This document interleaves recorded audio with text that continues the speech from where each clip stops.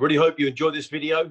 Subscribe, like, and click the bell to be notified of more fantastic music content just like this. Welcome to the Need2Know Music Show. This is the first Need2Know Music Show update show. And with me, Ronan MacManus, here on the Fretsore Records. And that's on my. I've been tweeting out a single all morning. I've been tweeting out on our single, so everything's been on Fretsore Records. Right, hang on. Right, I'll start again. Ever a professional, me, I tell you. Right, okay. Welcome to the Need2Know Music Show. This is the first Need2Know Music Show update with me, Ronan MacManus, here on Switchbox TV. And today I'm joined by the Mono LPs and Ian Septhon of Fretsore Records. This is too early. This is too early for this. Anyway, let's carry on because that's quite funny. Right. Mr. Fretsore, that's what you can call me. Mr. I call you sir, it's fine. So this is the first one of these updates we've been doing. So these are actually two previous Need2Know Music Show guests that we are having back on the show for an update to see how they're getting on.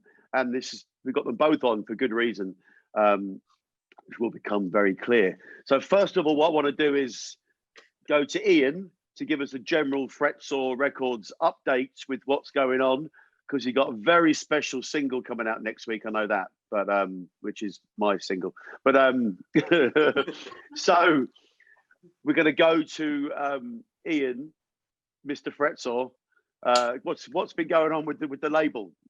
Well, I mean, as you know, lockdown's been pretty rough for everybody out there in the music business, but basically we've cracked on. We've been releasing great music on a regular basis. You know, the sort of engine room at the basement of Fretsore Towers here is working overdrive. So, you know, rather than putting out physical product, which has been a challenge, as you know, Ronan, we're doing a lot more video, a lot of social media.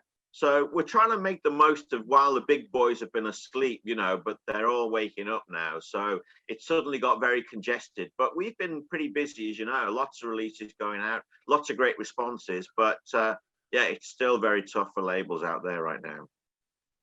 So what's planned? What's your next few releases planned? Well, it's an exciting couple of weeks. Obviously, as you've hinted very heavily, I certainly did.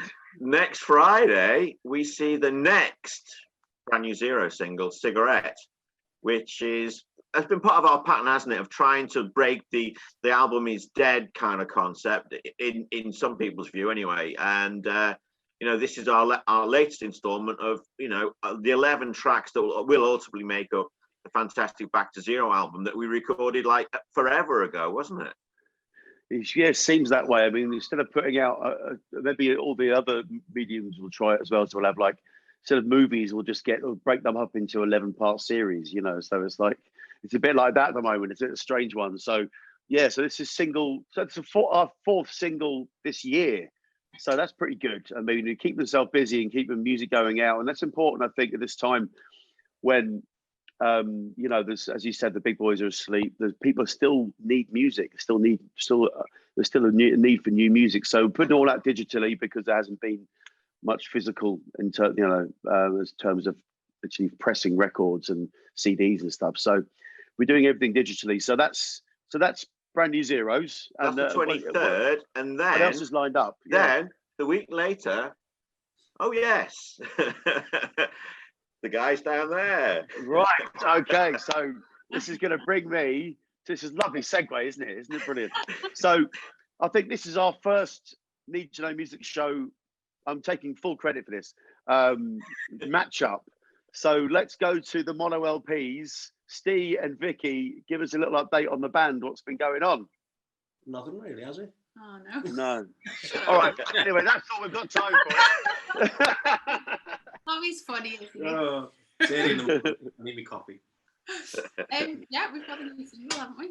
Coming out on the night before Halloween. On 30th of October. Fretsore Records. That was so smooth, that wasn't it? The way we did that, it was wasn't it? Wasn't it? Glad we rehearsed that. Yeah, and you've been busy with Ryle making a video, haven't you? Yes, we're making a video. Well, we've all been busy, I suppose. We're all in it. Yeah. First bit of work we've done all year. So exciting. So what's the single? What's the single called? So the single is called "Hell Save My Soul," and it's like a introduction to the band for people who haven't heard of us before. So it gives you a flavour of what we sounded like on the old album and what is to come on a new album. I mean, as we covered on the Need2Know music show, which seems like a lifetime ago when you guys were on the show, you were on one of the very first shows. So you covered the new album that has kind of basically, it's a really eclectic sort of mix of different styles and things like that. Mm-hmm. So this is the first single from that collection, that album. Yeah, I think we wanted to release this song particularly because we didn't want to scare our old fans with something completely alien. But we also wanted to introduce our new fans to potentially our new fans anyway, to what we sound like. But then it'll take them on a bit of a journey. It's kind of like a taster. But the album is a mix, as you say. It's like an eclectic mix of different styles, but they still all sound like us. I mean, I wouldn't say you'd listen to it and go, "Who the heck is that?" Yeah. It's still us, but yeah, each song has like got its own. It's like a Mono LPs twist on this song and a Mono LPs twist on that kind of song, isn't it? Like there's a country song and there's a dance song and there's. What else is there? just country and dance. Well, Miles, but yeah, this one, as Steve says, it's like the nearest to what we were before. But yeah, it's like a nice little link into a new album.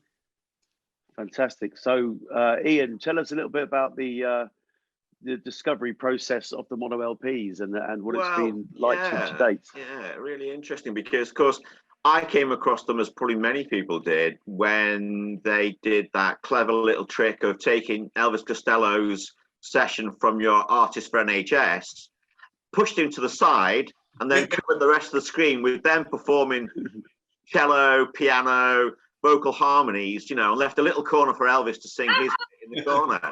I thought, I like that a lot. Well, actually, Declan liked it, so Elvis liked it as well, because he actually tweeted that out, didn't he?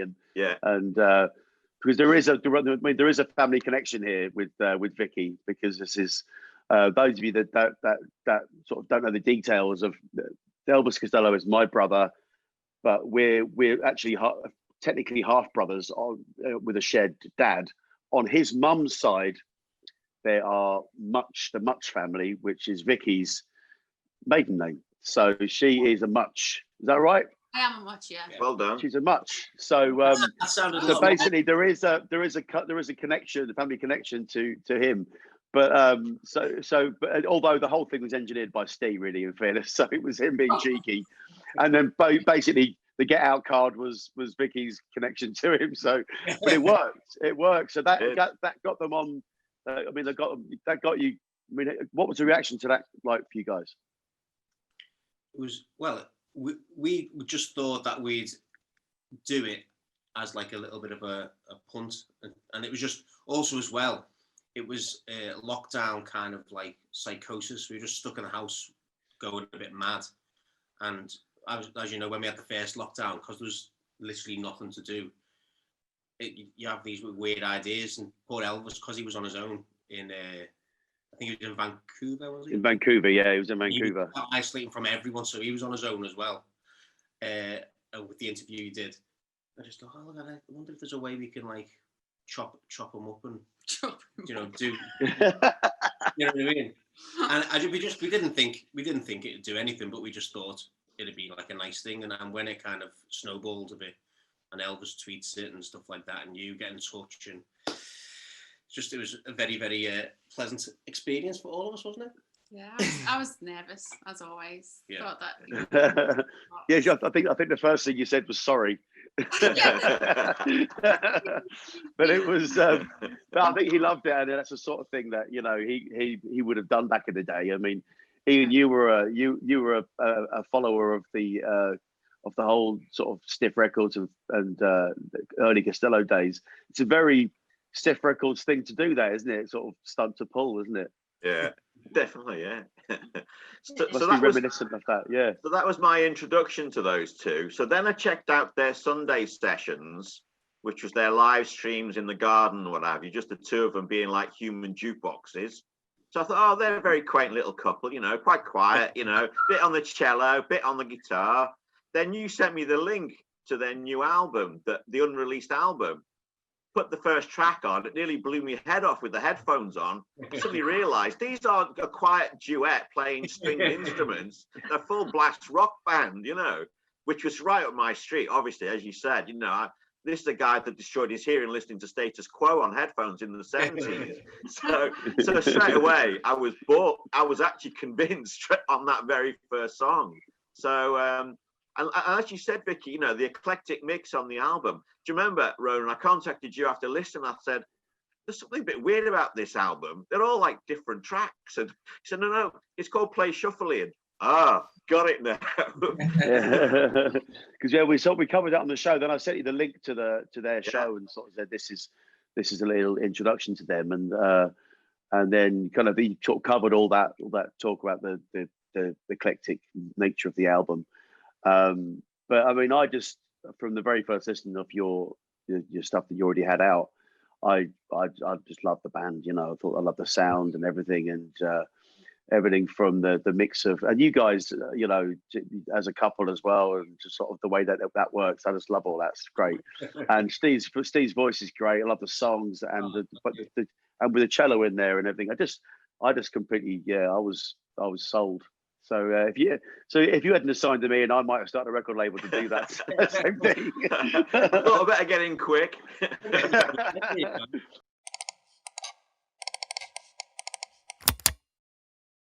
So you got the single coming out. So it's the 30th. So the night before Halloween. Yeah. Hell, the night before Halloween. I don't know if you know, is normally called Mischief Night or Mizzy Night, where they throw eggs at houses and stuff like that. So it's, you're not gonna. You're locked down now, and so you have to just throw eggs at your own inside of your own house. Yeah. Hasn't got quite the same feel to it. No. So let's touch a little bit on that, because with what's it like? Because Liverpool's must be quite tough times at the moment, is it? Yeah, it's a weird one though, because I think whereas lockdown 1, as we'll call it, felt like a kind of pulling together of the nation. Everyone was in a bad way, and we all kind of everyone knew about, we'll all get on Zoom for Zoom parties, and it was like the whole country was like coming together with this shared thing. This new lockdown is like no one's getting any help, but parts of the country are kind of suffering more than others. And like for example, the Liverpool scene, all the pubs and bars have to close now because there's no venues, and the musicians aren't getting any help. The venues are getting help, but the venues can't open to give the musicians help. So it's a bit of a catch-22 thing, So the country's starting to fracture because of this tier system, and I can understand the process of the tier system. I can understand the logic of it to a degree, but it's starting to fracture the country in terms of like, because people want to try and get out of Liverpool and it sort of defeats the object, doesn't it? But yeah, I think one of the issues, as you rightly point out, is the arts just isn't getting supported as much as it should be. Musicians don't seem to be, the arts in general just don't seem to be as valued, and that's quite tough to take, considering there's such a massive industry. And it's not just performers; it's the whole sound men and talking to Toast, Dex Rody, who actually was taught by your mum at school, wasn't he? That was a weird Mrs. Much. But yeah, I mean, it's been something that's you know, he's crew, obviously, you know, there's lighting guys, sound guys, you know, the people that rig the stages and to drive the buses and all that kind of stuff. It's an entire industry that brings a lot of money in. It's just completely been sort of hung out to dry, and it's really tough times for that. But hopefully we can, you know, things can get back sometime next year. I mean, it just hopefully there can be some sort of help. They can't sort of lock everything down without giving people help, and that's just we hope that's the case. That's the thing. That seems to be the case, doesn't it? Because this furlough scheme thing at the beginning. I mean, I know that again. It's one of those things. I understand that they can't keep doing it forever, but there needs to be something in place. Otherwise, you've got to keep the venues open and do like a safe, because there is a few venues in Chester that have done social distancing gigs where they reduce the audience by 50%. They keep everyone seated on their little bubble and stuff like that. So it is technically achievable, but obviously it might not be for every venue. But there's got to be ways to keep it open if it's safe. Do you know what I mean? Again, we've got to go back to if it's safe or not. Do you know what I mean? That's the important thing, really. But if it's not safe, we need to be kind of protected financially for the time. Yeah. You know. Did you see the Flaming Lips gig they did, and everyone was in Zorbs, those big plastic bubbles? Do you run out of oxygen? Where does the oxygen come from? Do they like pump in oxygen for like half an hour? Oh no, yeah, they all died. Yeah. It was a great gig. What a way to go! What a way to go! Yeah. Ian, that normally happens in our gigs. We normally die on stage, but you know. Not true. Ian, I wanted to ask you about the 2020 and COVID and all the impact on from a record label point of view. Yeah, it's obviously been tough times to navigate. How have you found it, and what's the sort of word on the street in the record label circles? Yeah, I mean, well, first off, as I touched on earlier, you know, the bands aren't playing. For small indie labels like ours, with the kind of bands that we're working with, a very key part of the whole go-to-market strategy is the sale at gigs. You know, the merch sales after gigs. So, you know, clearly the plans that we had, the label started beginning of 2019.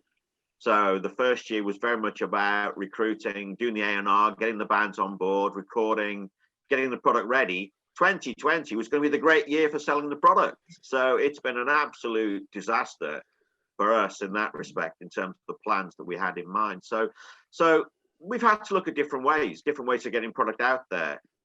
So for example, we've created a Bandcamp account, which is a way that bands and labels can reach directly to artists. And it's an alternative model to the classic distributor model. So, you know, we as a label have a distributor. Those guys get the CDs into Amazon and all the other shops.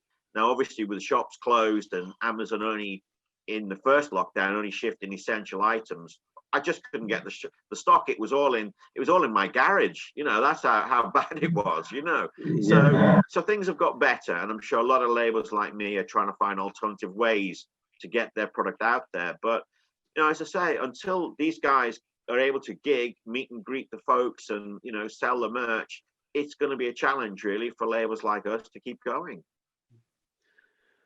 Absolutely. Well, we can hope that we can work out. I mean, I know the live streams you guys have been doing. I mean, that's been the sort of the way to do it. You guys you sort of employed the software approach, as in having it a proper music setup, as opposed to just going live to the phone, which was kind of my original approach.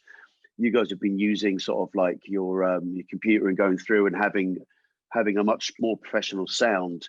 How have you found the streams have changed or gone during the lockdown time? Are you still doing them now? We haven't done them for a while. We haven't done them for a while now, because during the summer it kind of got better, didn't it?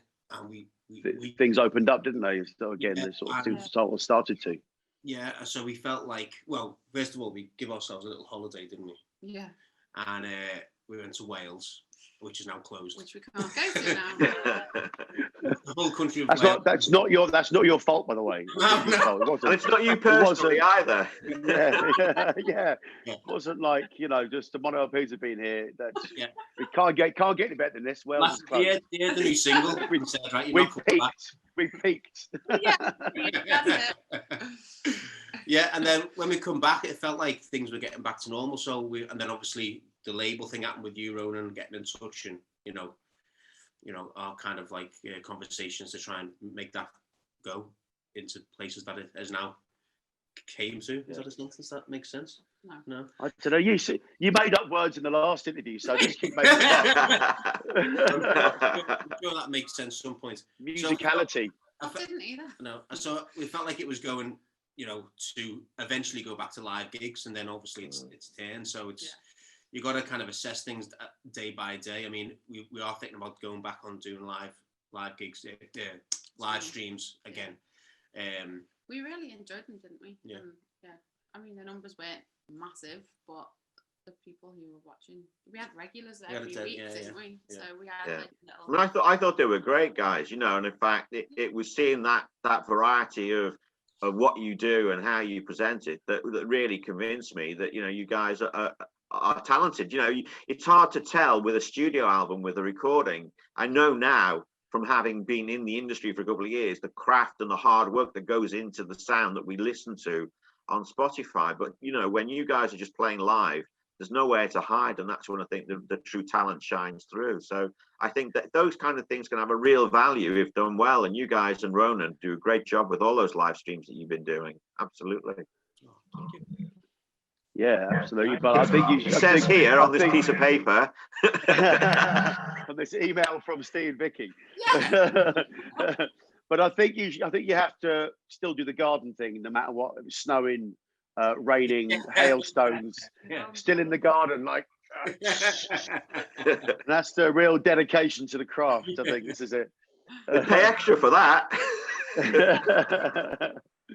But I found that with the what I loved about them is that it doesn't matter if the numbers are a bit low some weeks, because you're playing to people in different parts of the world. Sometimes they're certainly different parts of the country, and you're breaking down those geographical barriers for people that wouldn't normally get to see you, or wouldn't normally get to be in the area that you're gigging in.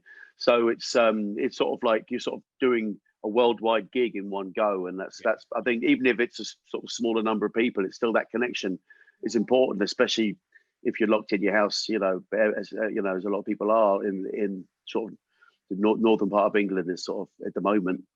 Yeah. So I hope you can get those back up and running again. And I think there's a few people that are starting to do it again. Ian Prowse has started to do his Friday nights again. Yeah. And I think that's a good indicator. I think that there's a need for it, certainly. And he's been managing to do real gigs, hasn't he? he's been managing to do lots of live gigs. He's been lucky in that way, and he's So if he's doing the live gigs, then Well, actually, exactly, I've seen Ronan and Luke as Brand New Zeros play a couple of times here locally in Watford, and as a punter, it is a very different experience. You really feel the ever presence of the COVID virus. The windows are open in the pub. You get told off if you stand up. You've got to wear a mask. So there's been a big hurdle, and really respect to the pubs who clearly risk literally life and limb to put these shows on and try and support the arts as they do. But it's been such a difficult experience. For the few times I've seen live music, it has changed as an experience, and it's tough. But like everywhere else, even around here, it's getting tough. I mean, Ronan had one time he posted about 15 gigs or so on Facebook, and then a week later, half of them disappeared, didn't they? Well, it was not even a week. It was the next. I posted on the Sunday, and then Boris made an announcement on the Monday, and then it was back. So I posted, I think, over the coming few days, I posted each night, and each time the gig list got fewer and fewer as pubs just couldn't, because that's when he announced the 10 o'clock closing. So some pubs just couldn't. They lost too much profit. They just couldn't afford it. So they got the list got shorter and shorter until there was like 2 on there, and I was like, this isn't the living anymore, you know. And that's, you know, that's it. But anyway, we're going to talk about happy times now. So we're going to be, and this is the future of the next few weeks and going into next year, continuing to release music, and continuing to keep the new music out there and keep people entertained. So I'm looking forward to the video, because you guys are famed for your videos with your ninjas. Have you got any ninjas in this one? Any ninjas? We've got a female satanic temptress in this one. Not me. It's not you. And Vicky. I was going to say, her name's, she's got a name, her name's Vicky. So yeah, well, that's a great start. That's intriguing straight away. So I'm a big fan of satanic. Was it temptresses? Yeah. So yeah, so that video is going to be. Is that when's that likely to hit our screens? Ian. Well, when you finish it, Steve. Actually. I didn't mean to cause an argument. Yeah, thanks, Ronan. I'm gonna pass the book. Ronan, when's the video supposed to be out? Hopefully next Friday, the 30th, in time for the release, is what you should say. Yes, yeah, with a bit of luck. With a bit of luck. I didn't mean like I can make you. I can also break you. just throw a grenade in there. But no, it's listen. In fairness, mate, there is a good reason for it. The original video literally just had the satanic temptress on her own, and the collective decision was we needed to add some performance footage of the band. So Steve and Ryle, our resident videographer, had to organise at relatively short notice a sort of highly organised military-style arrangement where they'd go to the rehearsal studios, because they didn't want them all to be there at once because of the COVID restrictions. So there was all that coordination, and then Steve, who's, as you said, famous for his video editing and what have you, so he's taken it upon himself to produce the final edit. So in fairness, he's doing a great job. Well, I assume, because I haven't seen it yet, but I'm quite proud of my military organisation of that, because I'm not very famous for my organisation. Scattergun effect. But having said that, we're already ahead. We've got the next one in the can virtually, haven't we, Steve? Yes. I did that one ages ago, so that's fine. that's why I'm chilling out on this one a bit. Well, listen, I look forward to you know, many more releases in this fantastic family that is growing around Fretsore Records. It's literally in some cases. Yeah. But so it's, you know, fantastic to see you guys you know, continue to release music and get this new album out there, even if it's sort of in its bits and pieces form that this COVID world has kind of forced us into. But so just good luck with it to both Ian and to Steve and Vicky, and I hope you guys have some great success with this. Oh, thank you, Ronan, and thanks Ronan. for putting us in touch with Ian. Yeah, thank you. And what do we owe you? Yeah. Yeah. Don't worry, he reminds me every day.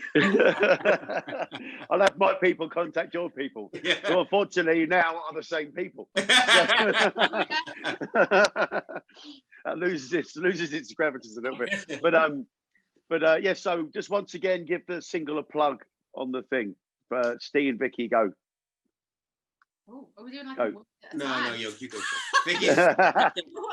Vicky's better at the explanation of it all. So the new single is Hell Saved My Soul, and it's out on the 30th of October, which is the night before Halloween. On Fretsore Records. Fretsore Records. Oh, Steve! Oh. Oh, do you want me to do it again? Go on, let's do it again. Go on. We'll clip that. Wait till the camera goes on you. Go on. Okay. Is the camera on me now? I don't know. Okay, so our new single is Hell Save My Soul, and it's out on the 30th of October, which is the night before Halloween. On Fretsore Records. Yeah. Fucking reading. I don't wake up until 2 hours later. I know this is very unusual for us all. I think, you know, sort of doing a recording at this time, but yeah. Right, okay, guys, and Ian, so we've got the fantastic Brand New Zeros single out next week. Get the label name right quick. And I